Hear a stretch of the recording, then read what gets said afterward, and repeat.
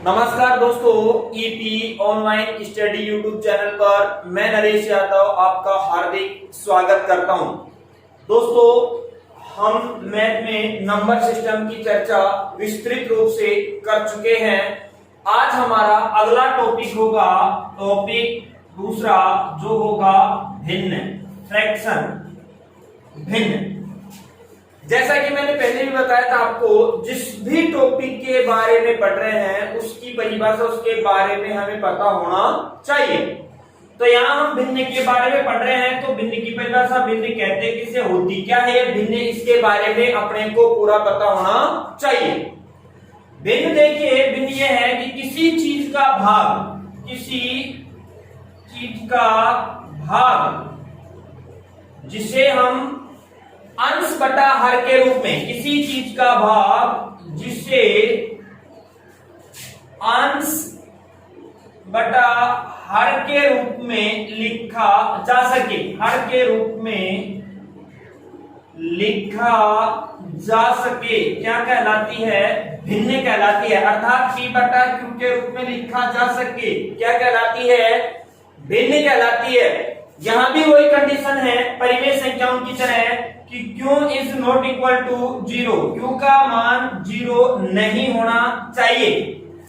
अगर q का मान 0 हो जाता है तो वो क्या बन जाती है, इसके बारे में मैंने आपको बताया था। q का मान 0 होते ही वो अनंत बन जाता है, और अनंत किसी प्रकार की कोई संख्या नहीं है। तो ऐसी चीज जिसको हम क्या p बटा q के रूप में लिख सके या अंश बटा हर के रूप में लिख सके, क्या कहलाती है, भिन्न कहलाती है। अब देखिए, जैसे उदाहरण हम ले, जैसे 2/5, 7/11, 13/27, ये जो है ये भिन्न है। अब देखिए, भिन्नों के प्रकार की बात हम करते हैं, टाइप्स ऑफ फ्रैक्शन, भिन्नों के प्रकार। देखिए, भिन्नों के प्रकार, जैसे संख्याओं के प्रकार थे वैसे भिन्नों के भी 8-9 प्रकार होते हैं। देखिए, सबसे पहली जो भिन्न आती है वो आती है आपकी उचित भिन्न, लीगल फ्रैक्शन, उचित भिन्न। दूसरे नंबर पे आता है आपका अनुचित भिन्न।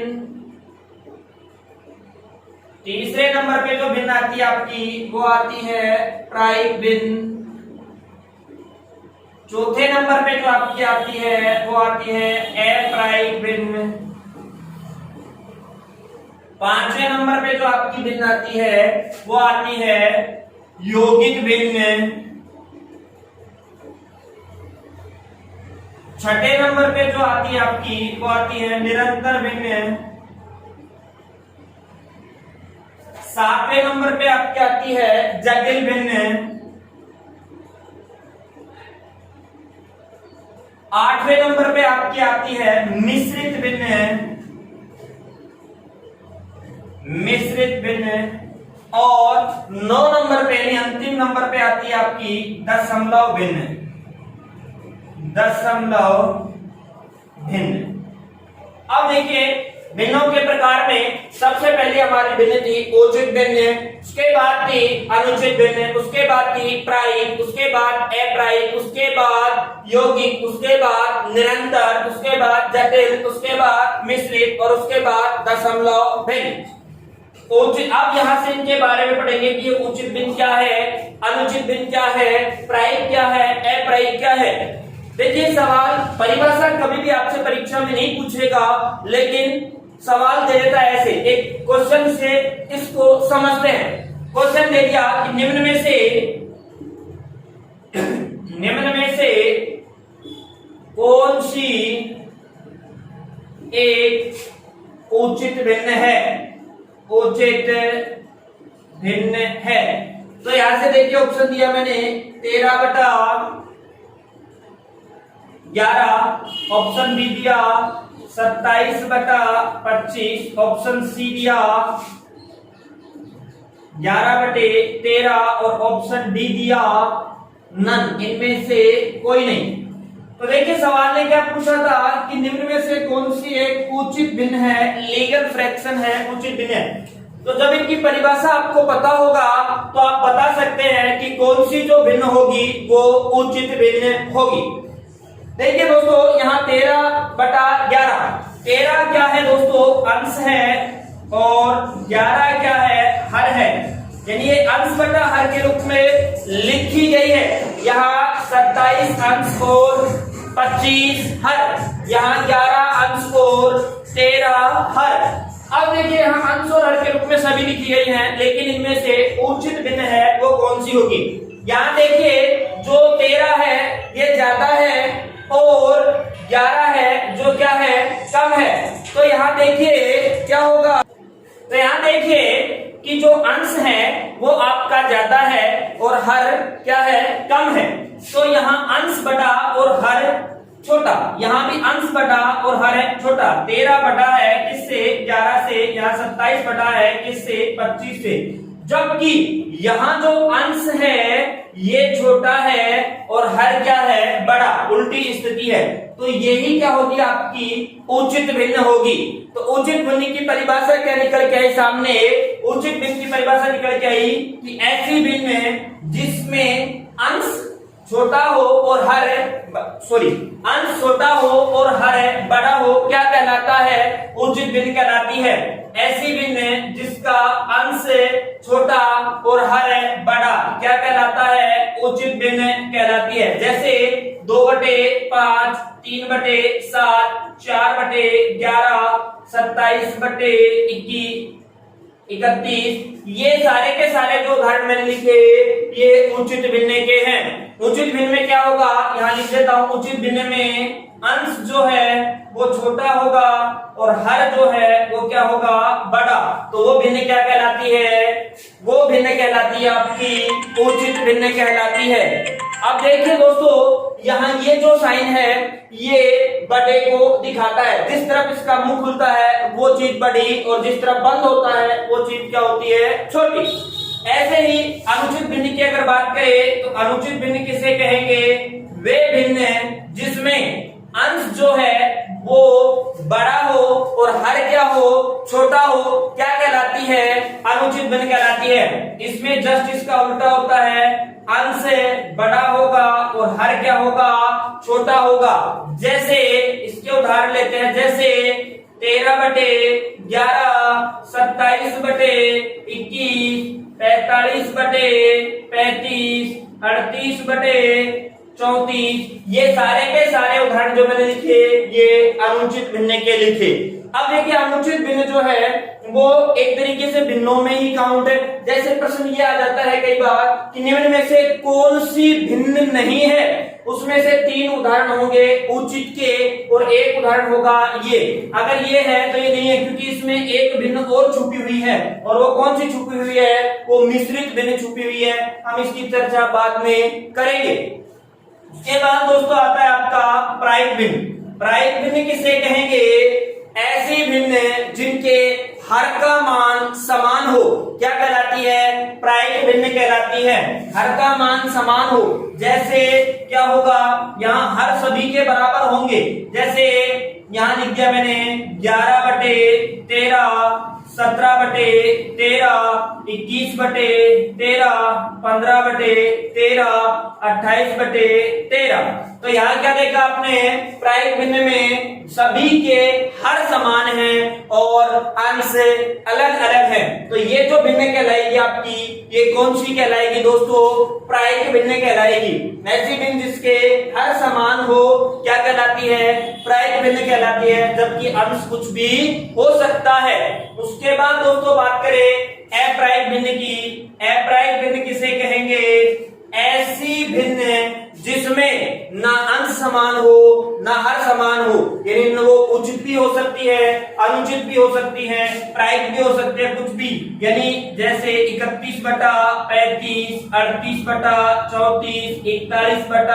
41/36, 5/7, ये क्या है, ये अप्रायिक भिन्न है। इसमें ना हर समान है ना उचित भी है, इसमें अनुचित भी है, सारी है।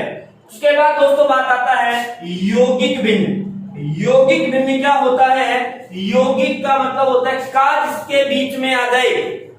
जैसे कई बार सवाल क्या आ जाता है, एक उदाहरण लेते हैं, ये कहा कि किसी संख्या का, इस प्रकार का सवाल एग्जाम में क्यों आता है, किसी संख्या का 2/5 का 35% 100 है तो वह संख्या क्या होगी, तो वह संख्या क्या होगी, ये आपसे पूछा जा रहा है।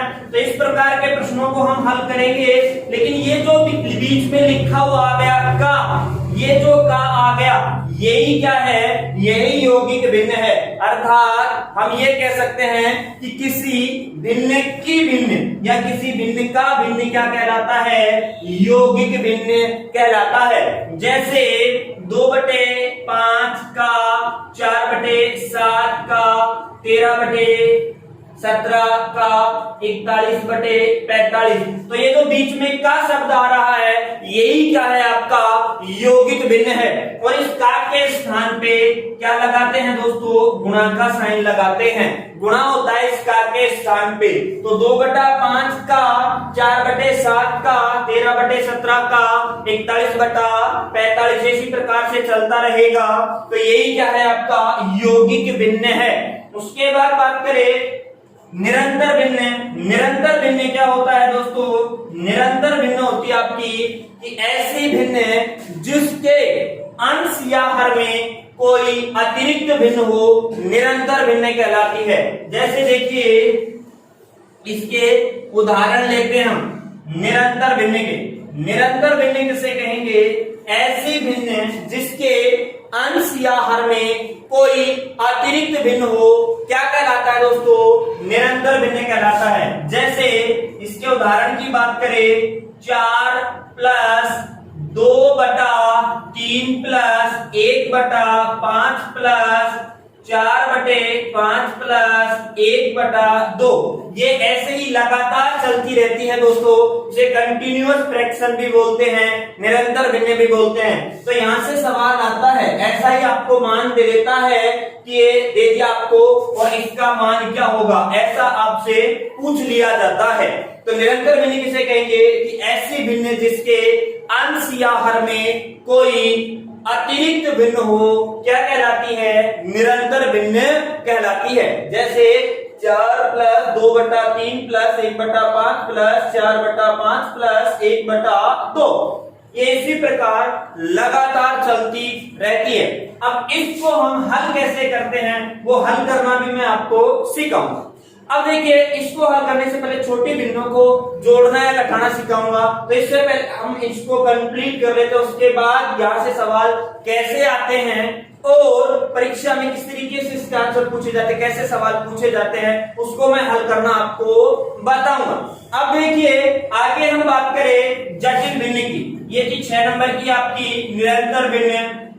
उसके बाद हम बात करने जा रहे हैं जटिल भिन्न की। जटिल नाम से ही पता लग रहा है, जटिल, कठिन, अर्थात ऐसी भिन्न जिसके अंश व हर दोनों में, अंश में भी और हर में, दोनों में कोई अतिरिक्त भिन्न हो, क्या कहलाती है दोस्तों, जटिल भिन्न कहलाती है। जैसे हम बात करें 2/5 फिर 3/4, इसी में हम एक और ले लें 4/7 3/7।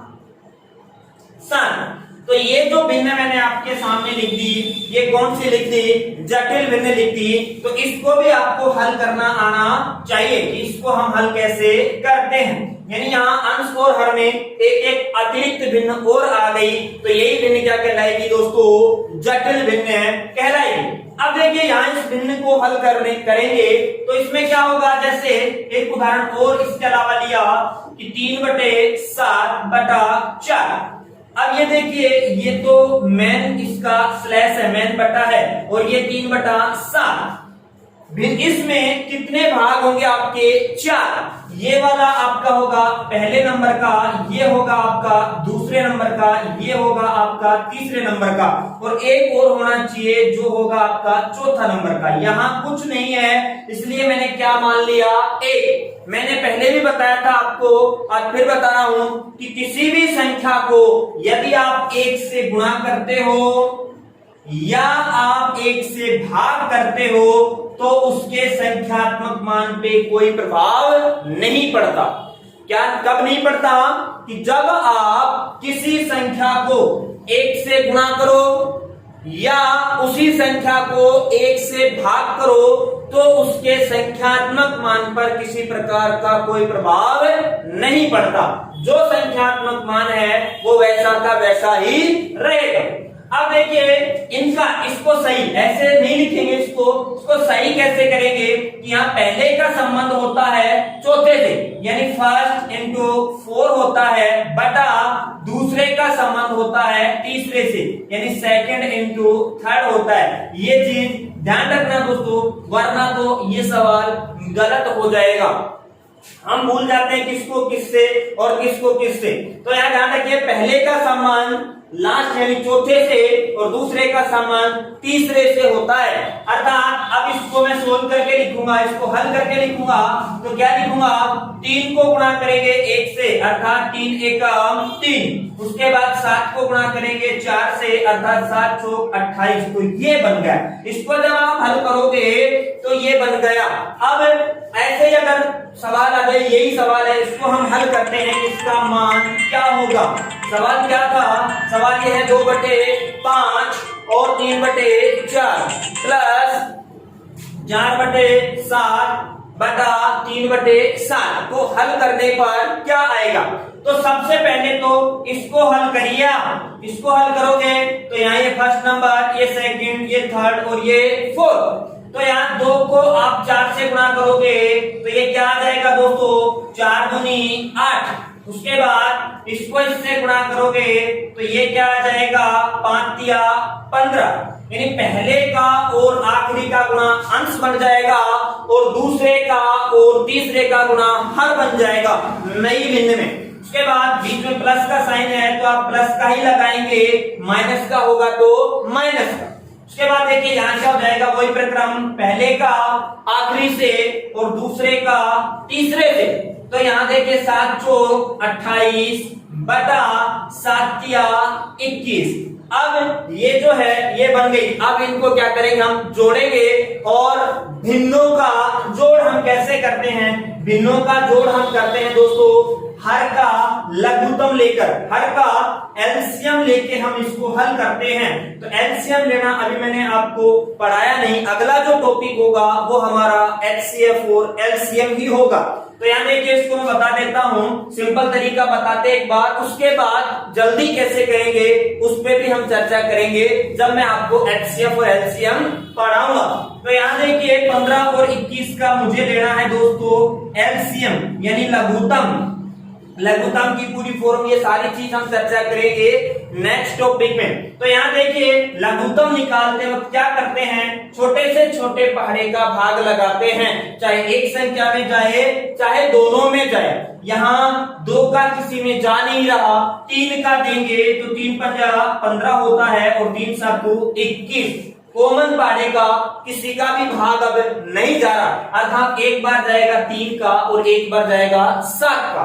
तो ये जितने जितने का भाग गया उतने का ही पूरा देखिए, यहाँ 1 यहाँ 7 यहाँ 7, तो यहाँ भी 1 और यहाँ भी 1 1 आ जाता है, वहीं आप रुक जाओगे। तो यहाँ देखिए क्या करेंगे? ये जो आपके जिससे आपने भाग दिया यानी भाजक, भाग जिसका दे रहे वो क्या कहलाता है? भाजक। भाजक को आपस में गुणा कर दोगे, वही क्या होगा? एलसीएम, यानी 3 गुणा 5 गुणा 7। तो यहाँ क्या जाएगा? 7 पंजा 35 और 35 को 3 से गुणा करोगे तो 35 क्या होता है दोस्तों? 105। अर्थात इसका जो एलसीएम आ गया वो कितना आ गया दोस्तों? 105 आ गया। अब आप क्या करोगे? 105 जो एलसीएम आया उसको आप यहां लिख दोगे। फिर क्या करते हैं? एलसीएम लेने के बाद क्या करते हैं? जो आपका हर है उस हर का भाग लगाते हैं एलसीएम में।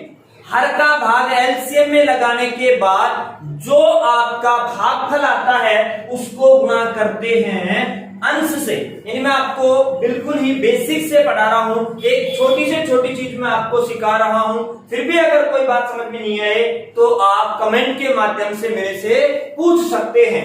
तो देखिए ये जो आपका हर है, इस हर का आपने एलसीएम लिया 15 और 21 का, निकल के आया 105। कैसे निकाला था वो भी हमने देख लिया। अब क्या करेंगे, इस हर का भाग लगाएंगे एलसीएम में यानी लैसे में। एलसीएम में जब आप हर का भाग लगा रहे हैं तो जो आएगा यानी 15 7 होता है 105, उसको आप गुणा करेंगे अंश से। ऐसे ही यहाँ 21 का भाग 105 में लगाओगे तो 21 पंजा होता है 105, यानी लिख दिया आपने 5। अब क्या करेंगे, यहाँ इसको इससे गुणा करेंगे तो 8 को 7 से गुणा करेंगे तो कितना आएगा 8 56। उसके बाद यहाँ देखिए इसको आप गुणा करेंगे तो क्या आएगा, देखिए 8 पंजा 40, क्या आया 4, फिर 5 दूनी 10 और 4 14, यानी कितना आया 140। 28 पंजा क्या होता है 140। कोई जरूरत नहीं है, अगर आपको 28 का पारा नहीं आता हम यहाँ गुणा कर लेंगे।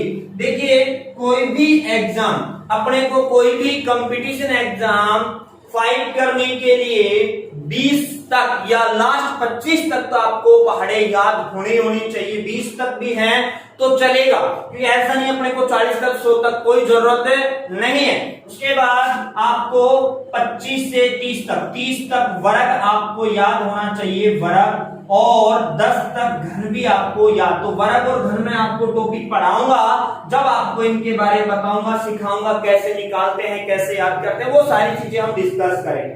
तो अब देखिए आपने इसको गुणा किया, अब आप क्या करोगे, इसको जोड़ोगे।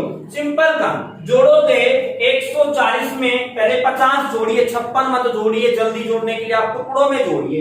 140 में 50 जोड़ोगे तो 190 हो जाएगा, और 190 में अब आप जोड़ दो 6 तो कितना हो जाएगा 196 बटा 105, और यही आपका क्या होगा, उत्तर होगा दोस्तों। तो क्या किया आपने, ये जो भिन्न थी कौन सी, जटिल भिन्न थी, इसको हम हल करना सीख रहे थे। इसको हल कैसे करते थे वो मैंने आपको बताया कि पहले को किससे करेंगे, चौथे से, और दूसरे को करेंगे तीसरे से, फिर उसके बाद एक नई भिन्न बन जाएगी। उस नई भिन्न के हर का ले लेंगे एलसीएम, और उस एलसीएम में भाग लगा देंगे हर का, जो आएगा उसको गुणा कर देंगे अंश से, और अंश से गुणा करने के बाद जो रिजल्ट आएगा उनको जोड़ देंगे, वही हमारा क्या होगा दोस्तों, उत्तर होगा। उसके बाद देखिए एक उदाहरण और लेते हैं, छोटा सा उदाहरण ये है 1/3/5 प्लस 2/3/7 का मान क्या होगा, ये आपसे पूछ लिया। तो यहां देखिए दोनों में ही एक एक जो भाग है वो गायब है, एक एक भाग। अब हमें ये पता लगाना है कि कौन सा भाग कौन से में गायब है। अगर आपको इस बात का पता लग गया कि कौन सा भाग कौन से में गायब है तो आप इस सवाल को हल कर पाएंगे, अन्यथा नहीं। तो यहां देखिए दोस्तों, आपने देखा कि ये जो है बटा, इस बटा को कई बार ऐसे तिरछा करके भी लिख देता है स्लैश के रूप में ऐसे, तो भी एक ही बात है, कंफ्यूज मत होना। फिर ये बटा 5, तो यहां देखिए यहां ये बटा है, ये डार्क दिखेगा, थोड़ा डार्क करके लिख देगा, इसका मतलब ये मेन बटा है, मेन भाग। ऐसे ही यहां देखिए ये डार्क करके लिखा हुआ है, ये बड़ा करके लिखा हुआ है, थोड़ा गहरा करके लिखा हुआ है, तो ये हमारा क्या है, मेन बटा।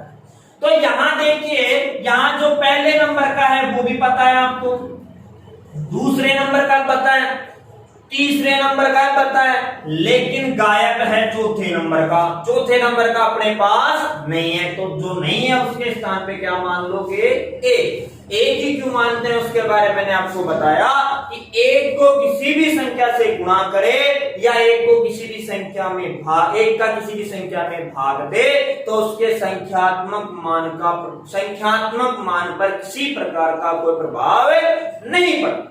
तो अब यहां देखिए क्या करोगे, यहां हमारे पास ये पहले नंबर का तो है लेकिन दूसरे नंबर का नहीं है, दूसरे नंबर का, यानी जो भी भाग गायब है उसको आप एक मान लो। तो यहां एक किसको मानोगे, नंबर दूसरे वाले को, तो यहां आपका क्या आ जाएगा 1, यानी इसको थोड़ा ऊपर लिखते हैं तो ये आ जाएगा 2 बटा।